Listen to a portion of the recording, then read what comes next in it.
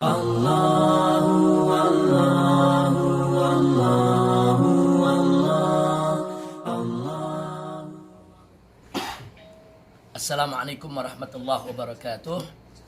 Alhamdulillah hari ini saya berbahagia mendapat kunjungan dari Habib Qasim Al-Kaf dari kota Palembang, dan sekaligus melalui rekaman ini kita ingin menyampaikan itu takziah belasungkawa kepada seluruh keluarga besar dari almarhum Al-Muhtaram Al-Mukarram Al-Ustadz Taufik Asnuri.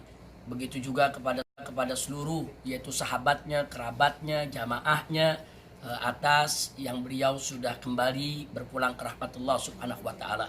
Dan perlu kita sampaikan bahwa Ustadz Taufik Asnuri adalah orang baik. Beliau hidupnya itu setiap hari tiada kata tanpa dakwah.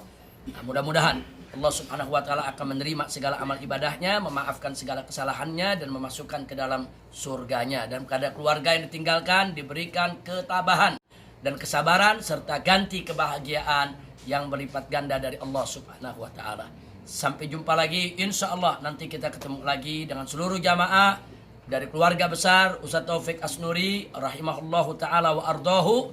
Insya Allah kita akan ketemu lagi di Palembang. Salam buat semua habaib, masyaikh, para ustadz yang ada di kota Palembang. Assalamualaikum warahmatullahi wabarakatuh. Allahu Allah.